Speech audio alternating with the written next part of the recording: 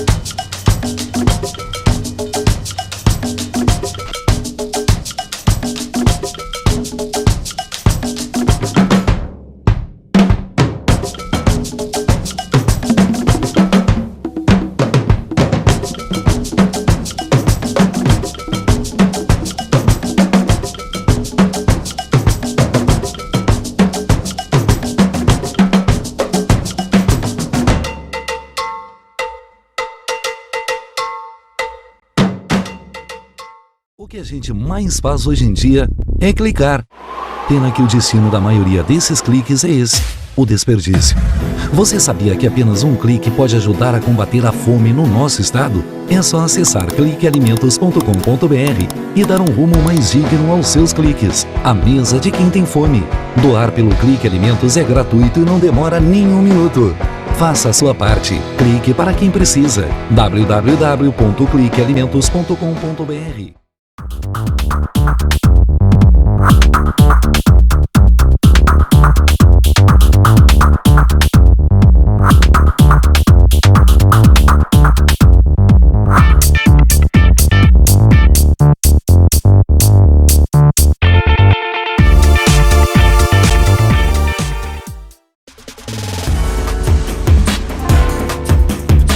Recebe o salário na Caixa, tem mais vantagens, descontos exclusivos, isenções de taxas e milhares de agências esperando por você.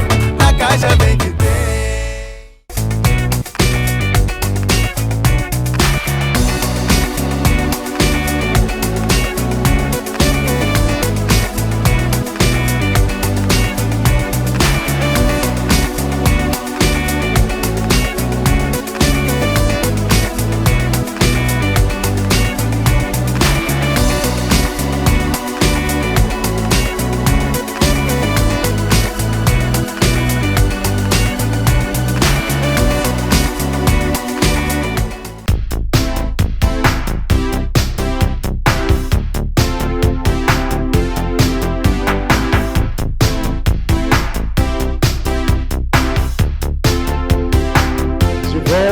Com o programa Norte em Ação, agora o nosso quadro Alô Doutor, e com a grata satisfação estamos recebendo hoje dentro do programa a psicóloga Patrícia Drevolo, que participa conosco e traz informações aí sobre as questões da esquizofrenia, em especial infantil, as suas características, enfim, esse universo todo complexo que ela traz para dentro do programa hoje. Tudo bom, Patrícia? Tudo bem, César. Obrigada pelo convite, para vir falar com você sobre esse assunto. Sem dúvida, para nós é uma grata alegria recebê-la aqui dentro do programa, ainda mais para falar de algo que realmente está aí no nosso dia a dia, que é um desafio para os pais, nessa questão em particular, né, da infância, né, as questões da esquizofrenia infantil. Mas antes disso, doutora Patrícia, vamos falar da esquizofrenia. Vamos, assim, caracterizá-la, para que o público lá entenda melhor o que é isso. Bom, então a esquizofrenia, ela é caracterizada por uma doença muito grave, né? Uma doença séria, e que ela pode trazer vários prejuízos, tanto na vida social quanto na vida individual de quem é acometido por essa doença, né? Comumente, no senso comum, a esquizofrenia sempre foi conhecida pela loucura, né? Aquela pessoa que é louca, que é fora da casinha, aquele que tem um pensamento bizarro, que vê coisas, que enxerga coisas que os outros que estão do lado não percebem não ouvem, né? Por exemplo. Sem dúvida nenhuma, inclusive eu gostaria de aproveitar, já que a senhora falou, né, na questão do imaginário, vamos falar do amigo imaginário, porque isso é muito recorrente na infância. Isso. Bom, o amigo imaginário, ele tem a ver com as questões dos marcos de desenvolvimento da infância, né? Quando a gente vai avaliar uma criança, a gente pensa nos marcos do desenvolvimento, né? Nos períodos de infância. Então, a gente tem a primeira infância dos 0 até por volta dos 3 anos de idade e dos 3 até os 6 a segunda infância. Por volta dos 3, 4 anos de idade é bem comum que a criança tenha um amigo imaginário. A gente tem esse exemplo no desenho, né, das tirinhas do Calvin e do Haroldo, que o Haroldo tem o amigo imaginário que é o Calvin, né? E eles conversam e fazem trocas e é com quem ele desabafa, né? E uma criança que tem uma estrutura saudável de personalidade, né, que não entra então dentro da psicose, que é a estrutura de personalidade da esquizofrenia, ela vai ter um amigo imaginário legal, um amigo imaginário que ela possa brincar, fazer trocas, é um amigo que faz o bem, né? Uma criança que sofre de psicose, uma psicose infantil, ela tem um amigo que não é legal, um amigo que não faz bem, né? Um amigo que diz coisas para prejudicar a criança. Então, ele diz, é para se cortar, é para se jogar, né? Fazer coisas que prejudiquem essa criança, né? Então, há uma grande diferença entre um amigo imaginário de uma criança mais organizada e de uma criança que sofre de uma psicose. Realmente, existem também outras características que eu gostaria que a senhora falasse. Eu quero aproveitar também, você que está ligado com a gente, vamos deixar aí o nosso telefone e e-mail à sua disposição para os questionamentos. E outra coisa importante também que eu gostaria, de aproveitando a sequência dentro daquilo que estamos aqui falando agora, é justamente na questão da fantasia, né? Da maneira de fantasiar. Ou a criança que tem uma estrutura normal e, evidentemente, que ela tem um tipo de comportamento. E aquela que sofre de algum acometimento, né, de esquizofrênico ou algum tipo de psicose, que ela tem outro tipo de comportamento. Eu gostaria que a senhora falasse dessas diferenças. Sim. Bom, como a gente falava antes da esquizofrenia, né, se sabe que a esquizofrenia ela é caracterizada por uma estrutura fragilizada de personalidade, né, quando se tem dificuldades de se lidar com o meio e com os impulsos do corpo. Quem começou a estudar isso foi um psiquiatra alemão chamado Kraepelin no início do século XX, e foi ele que começou a estudar essas coisas e de perceber, né, que quem é acometido pela esquizofrenia tem uma estrutura de personalidade fragilizada, e é o que nós chamamos de psicose, né? Uma criança com psicose, por exemplo, né, como a gente falava antes do amigo imaginário, hoje a gente pode falar também da questão de que as crianças gostam de brincar de fantasias, né, de poder usar uma fantasia para ir numa festa de aniversário, ou em casa, ou na escola. Então, uma criança que vai se vestir de fantasia do super-homem, por exemplo, né? A criança que se veste de super-homem, que é mais organizada, que não sofre de uma psicose, ela vai se vestir do super-homem e ela sabe que ela continua sendo ela. Ela não se despersonaliza, né? Ela continua sendo o fulaninho que se vestiu de super-homem e ela vai brincar naturalmente. Uma criança que sofre de uma psicose, ela vai botar a fantasia do super-homem e poderá passar a acreditar que ela passa a ser o super-homem, né? Então há uma dificuldade de separar o real do não real. Daqui a pouco ela pode colocar a fantasia de super-homem e acreditar que ela pode pular pela janela e sair voando como se o fosse, né? De fato, existem questões aí muito importantes a serem consideradas, ainda mais dentro de um imaginário infantil, que é muito rico. É muito rico. Então, tudo isso tem de se ter, sim, todo um cuidado especial.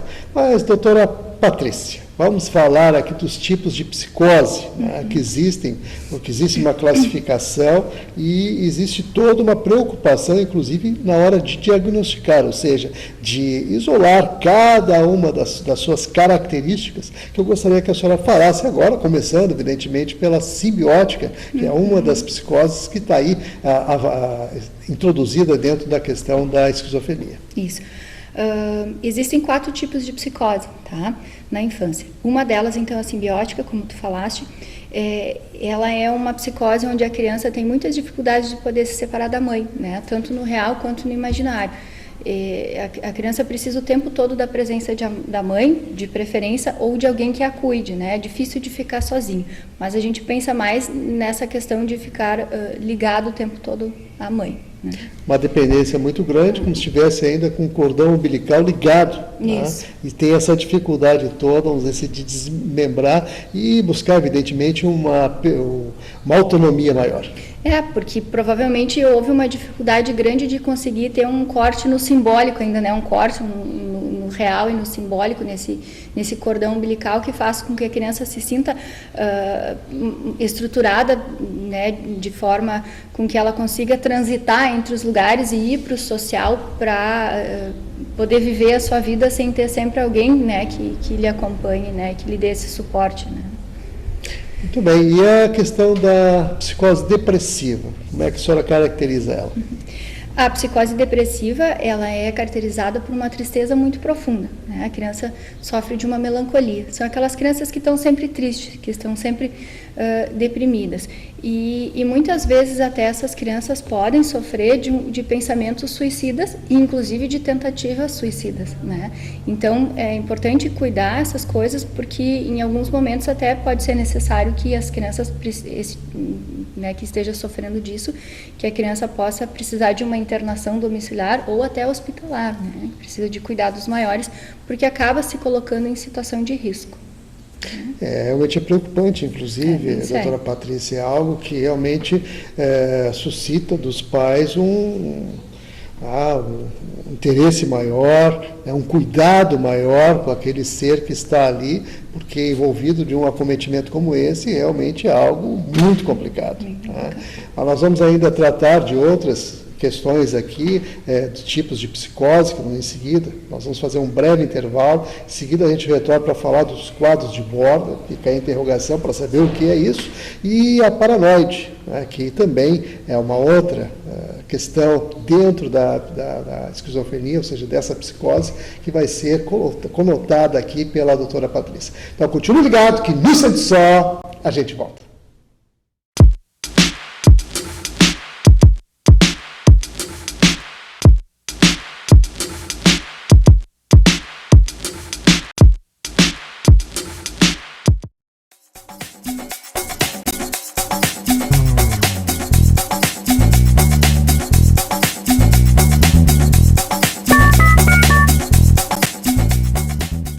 Para os clássicos, para os inovadores, para toda a família, para um só, para os que se esforçam, para quem se refresca, para os que amam praia, para os que amam serra, para os que vão e os que voltam, para quem curte academia, para quem quer opção, para quem quer sair do comum, para os solteiros, para os casais, para os filhos, para os que pensam no futuro dos filhos, para quem bebe da fruta, para quem bebe da nuvem, para os brasileiros de todo lugar, para todos.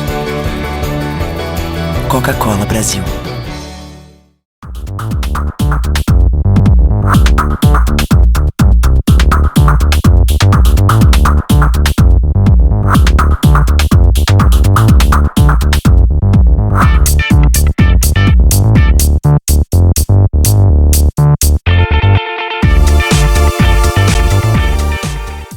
O que a gente mais faz hoje em dia é clicar. Pena que o destino da maioria desses cliques é esse, o desperdício. Você sabia que apenas um clique pode ajudar a combater a fome no nosso estado? É só acessar cliquealimentos.com.br e dar um rumo mais digno aos seus cliques. A mesa de quem tem fome. Doar pelo Clique Alimentos é gratuito e não demora nem um minuto. Faça a sua parte. Clique para quem precisa. www.cliquealimentos.com.br.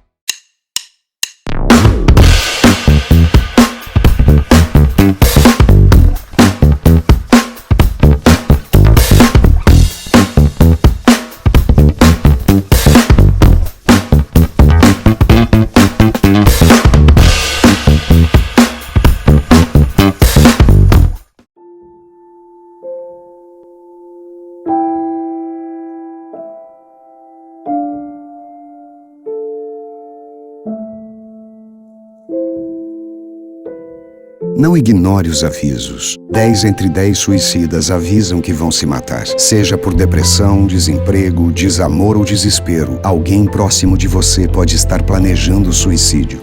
Ofereça ajuda, peça ajuda. Sua atitude pode salvar uma vida. Quem recebe o salário na Caixa tem mais vantagens, descontos exclusivos, isenções de taxas e milhares de agências esperando por você. Na Caixa Vem que tem.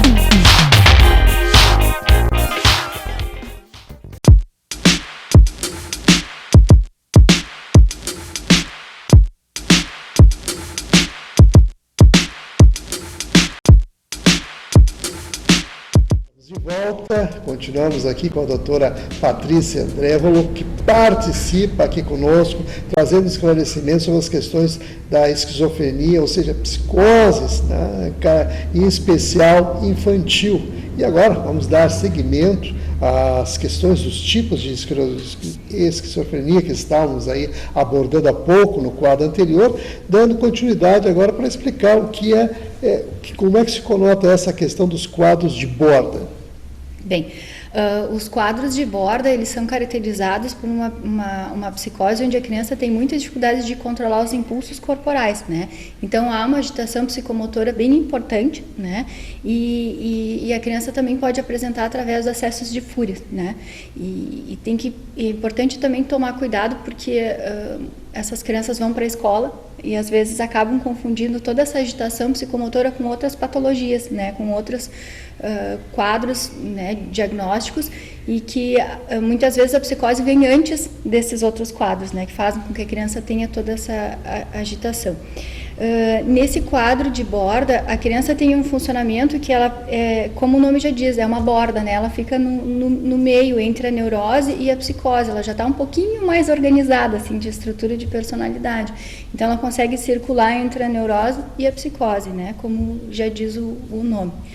Outra característica importante dessa forma de psicose são os quadros fóbicos, né? Tem fobias de coisas, de objetos ou de sair de casa fazem parte desse quadro, né? Do quadro de borda. Muito bem, agora vamos então para outro tipo de psicose, que é a paranoide. Isso. E evidentemente eu gostaria que a senhora, se dirigindo ao nosso público, informasse, né, e detalhasse essa questão também. Tá.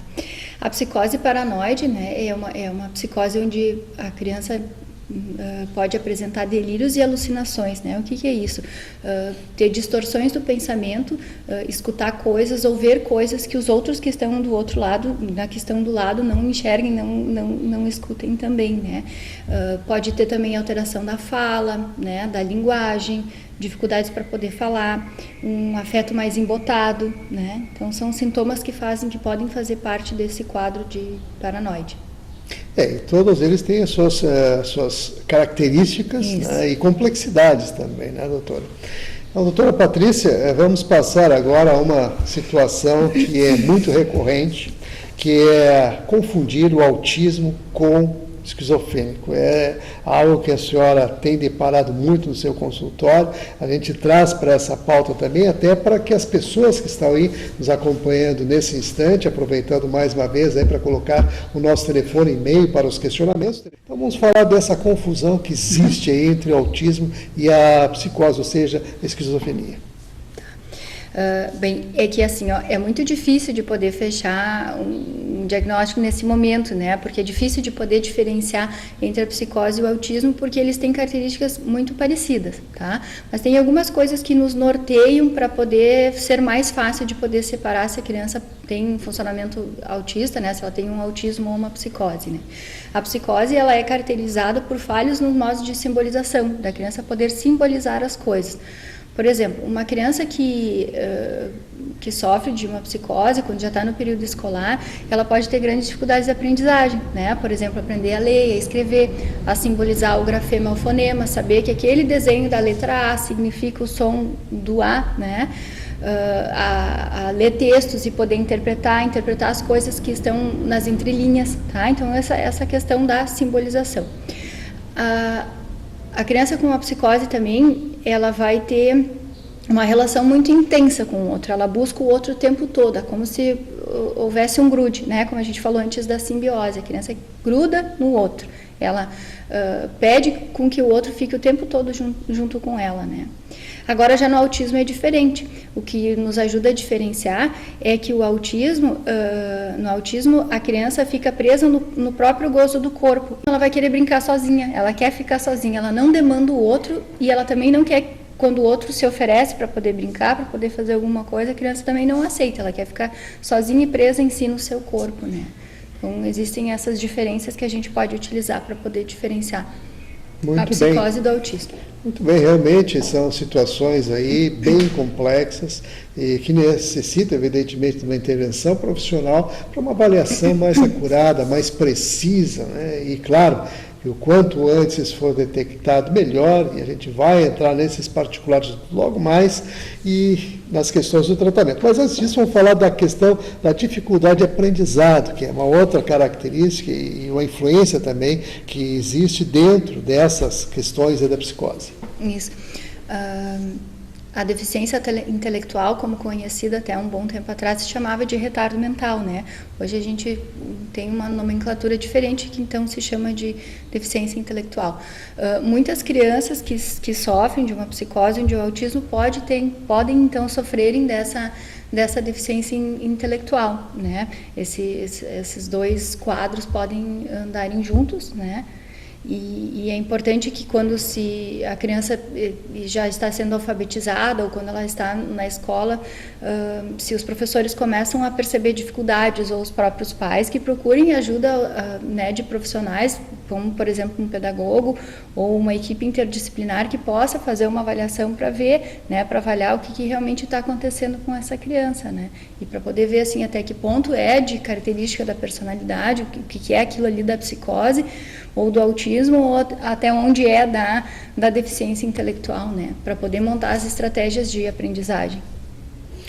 Muito bem, realmente tem situações bem importantes a serem consideradas. A senhora realmente está aqui contribuindo muito para que as pessoas que estão aí nos assistindo percebam a complexidade da coisa e, evidentemente, também auxilie na identificação, que é o que nós vamos falar agora, doutora Patrícia, desses acometimentos, né? Como o pai, a mãe que estão agora nos acompanhando, percebendo alguma mudança de comportamento, por mais sutil que seja, como é que eles devem proceder deparando com essa situação?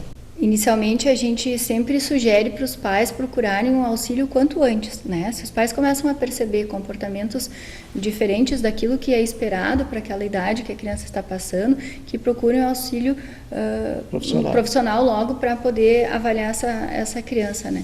Hoje nós temos indicadores de risco que podem nos auxiliar para poder ver, avaliar a criança nos seus marcos de desenvolvimento, né? Esses indicadores de risco hoje já podem ser utilizados antes mesmo de um ano de idade, né? Quando ainda se é bebê, né? Um dos exemplos que a gente pode pensar é quando o bebê está sendo amamentado por sua mãe, né, ou está no colo, quando a mãe busca o olhar do bebê e o bebê não responde, fica um olhar fixo, vago em qualquer outro lugar, mas não fixa no olhar da mãe, né, o olhar do bebê não se encontra com o olhar da mãe. Da mesma forma também, a criança quando está passando por alguma angústia, por alguma dificuldade, ela não solicita a mãe ou outra pessoa, né? Fica uma criança passiva, fica sofrendo, mas não busca auxílio do outro. Muitas vezes até os pais acabam confundindo esse bebê com um bebê querido, né? Às vezes dizem assim, a gente tem um bebê querido, ele não incomoda, ele não chora, né? Ele fica lá quietinho no berço deitado. Né? Só que muitas vezes esse bebê está assim porque justamente ele tem uma dificuldade de se conectar com o mundo real, de poder se conectar com a realidade, né? Então ele fica numa posição passiva, né? Identificando isso, buscar orientação, buscar um suporte profissional para o quanto antes dar andamento naquilo que nós vamos falar agora, se a psicose, ou seja, se a esquizofrenia tem cura e qual o tratamento. Quando a gente fala de criança, é difícil de falar de cura, né? Se fala um caminho à cura, né? Porque assim, na criança, a gente está falando de psicose, então vamos falar da psicose, a gente fala de uma psicose não decidida. Por quê? Porque a criança está em pleno desenvolvimento. É diferente de falar de uma psicose, de uma esquizofrenia no adulto, porque o adulto já tem uma estrutura de personalidade formada, já está estruturado, tá? Então tem um quadro de esquizofrenia que já está formado. A criança não, ela está em pleno desenvolvimento, a gente avalia os marcos de desenvolvimento que fazem parte de cada momento, né? E com os tratamentos, então, se busca uma direção à cura, para que a criança possa sair dessa psicose, né? E a gente tem casos na clínica que se tem sucesso, né? Desse trabalho, né? De poder auxiliar a criança a ter uma estrutura de personalidade mais organizada, né, com que ela tenha uma vida social e com a família de uma forma mais saudável, que consiga ter essa interação com o mundo, né, de uma forma mais saudável. Não, sem dúvida, doutora Patrícia, claro que tudo isso é fundamental considerar ainda mais o pai e a mãe que estão aí nos assistindo agora com essa preocupação, né, de identificar, porque é o que a gente vem procurando, auxiliar na identificação. Evidentemente é que, por vezes, é até sutil, né, uma situação de outra, mas, de qualquer forma, um olhar profissional, então o pai e a mãe que depararem com algum movimento, algum tipo de posicionamento da criança, diferente daquilo que deveria ser usual, né? Ela procure realmente o auxílio profissional para identificar e, evidentemente, diagnosticar se há ou não há o problema, porque, de qualquer forma, a questão da esquizofrenia, ou seja, essa psicose, ela tem tratamento, né? Então existe como dar um alento para os pais que estão nos acompanhando agora. Inclusive, nós podemos aqui referenciar percentualmente no mundo quantas pessoas têm esse tipo de acometimento. Atualmente, a Organização Mundial de Saúde nos diz que 1% da população mundial sofre de esquizofrenia. De algum tipo de esquizofrenia. Psicose, evidente. Não, claro. E é importante que a gente possa salientar isso, porque, de fato, é algo que está aí, que é uma realidade, que tem, né, como ser trabalhada, como ser tratada, e isso é que vale a gente lembrar, né, doutora Patrícia. Então, vamos agora nos reportar também aquela outra questão importante, que é a questão dos sintomas, porque até agora a gente vem falando uma série de sintomatologias, mas existem algumas características próprias, né, que, definidas aqui pelas suas características, podem também ser mais facilmente visualizadas. Eu acho que a gente pode complementar com isso que nós falamos até agora, com a questão da distorção da realidade, né, do pensamento confuso, alteração na linguagem, né, de poder expressar as coisas, do afeto embotado, voltando também à questão da simbolização, isso é super importante, né, a criança com funcionamento psicótico, ela vai ter muita dificuldade de poder simbolizar as coisas, de entender que aquele objeto tem aquele nome para que ele serve, né, poder, por exemplo, saber que a caneta é aquele objeto e que a caneta serve para escrever. Então, poder deslizar entre o significado e o significante do objeto, né? Isso é poder simbolizar. Prestar atenção, por exemplo, nas crianças que estão na escola, né? Essas crianças muitas vezes vão ter dificuldade de poder ler um texto e poder interpretar esse texto. Isso é a capacidade de poder metaforizar, né? De poder entender o que está nas entrelinhas, né? Poder entender o que está por detrás daquele texto. As crianças psicóticas normalmente têm grandes dificuldades de poder fazer isso. Muito bem. Doutora Patrícia, estamos chegando aos minutinhos finais aqui da nossa entrevista, né? É muito prazeroso a gente poder falar consigo, né? Falar com uma tranquilidade, conhecimento de causa bem apropriado. E eu gostaria que a senhora fizesse as suas considerações finais, evidentemente, aí, contextualizando isso tudo que falamos até agora e levando uma palavra, né, de alento, de conforto às pessoas que passam por esse tipo de acometimento. Bom, o quanto antes, né, os pais puderem levar a criança para poder fazer uma avaliação. Começou a apresentar algum sintoma que se acha, né, ou algumas dificuldades que podem ter a ver com essas questões de dificuldades do desenvolvimento, procure um profissional. Ou se a própria escola perceber, seu filho está com dificuldades de aprendizagem, seu filho está apresentando tais sintomas, né, levar até os profissionais da área da saúde para poder fazer uma avaliação clínica, né, que pode ser feito por um psiquiatra ou por um psicólogo, por exemplo. Não existe nenhum exame clínico, nenhum tipo de testagem que possa nos dizer essa criança tem uma psicose ou não, né? Ela é acometida por uma esquizofrenia. Isso quem vai nos dizer é sempre a clínica. A clínica é soberana nestes momentos, né?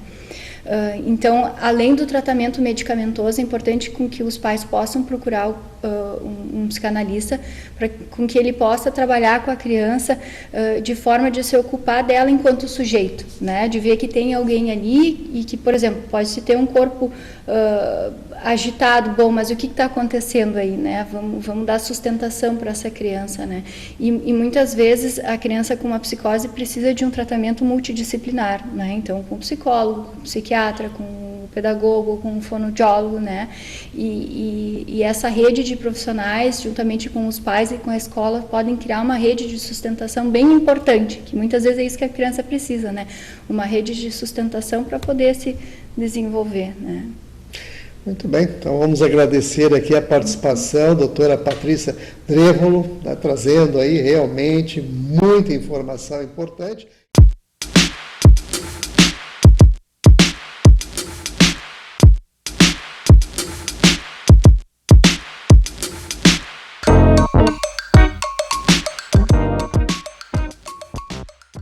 Para os clássicos, para os inovadores, para toda a família, para um só, para os que se esforçam, para quem se refresca, para os que amam praia, para os que amam serra, para os que vão e os que voltam, para quem curte academia, para quem quer opção, para quem quer sair do comum, para os solteiros, para os casais, para os filhos, para os que pensam no futuro dos filhos, para quem bebe da fruta, para quem bebe da nuvem, para os brasileiros de todo lugar, para todos. Coca Brasil.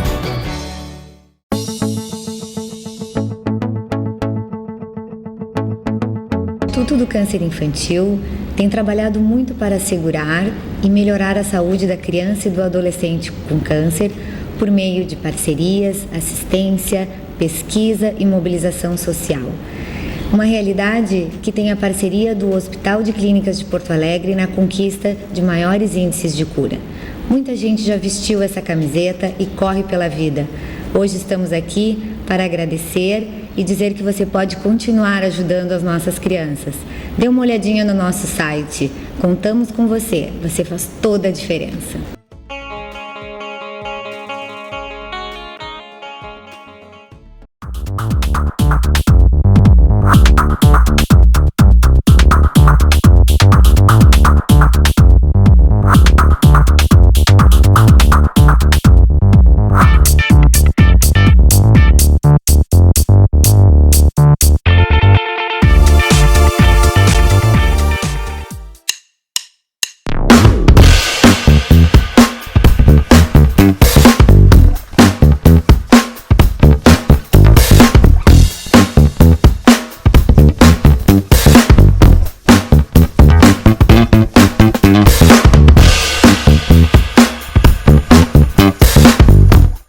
que a gente mais faz hoje em dia é clicar. Pena que o destino da maioria desses cliques é esse, o desperdício.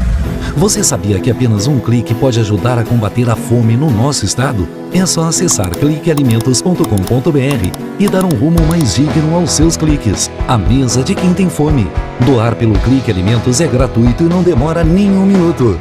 Faça a sua parte. Clique para quem precisa. www.cliquealimentos.com.br. LBV é ação.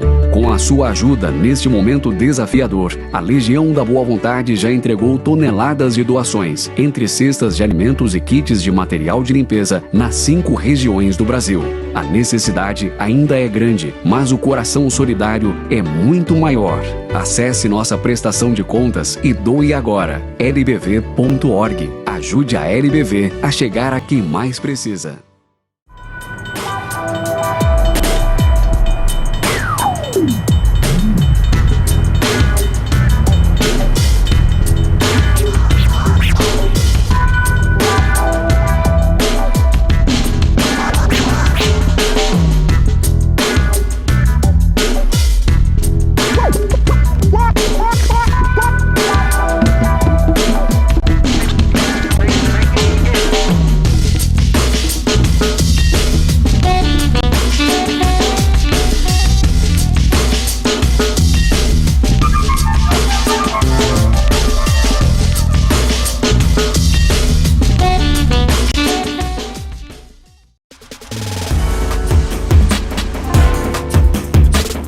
Recebe o salário na Caixa, tem mais vantagens, descontos exclusivos, isenções de taxas e milhares de agências esperando por você.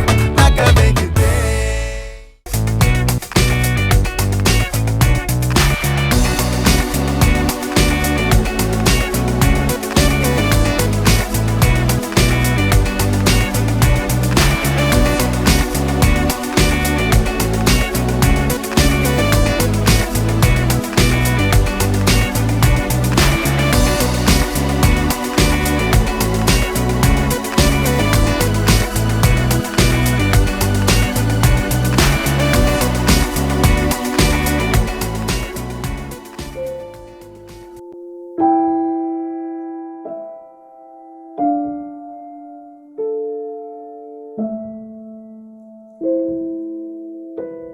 Não ignore os avisos. 10 entre 10 suicidas avisam que vão se matar. Seja por depressão, desemprego, desamor ou desespero, alguém próximo de você pode estar planejando suicídio. Ofereça ajuda, peça ajuda. Sua atitude pode salvar uma vida.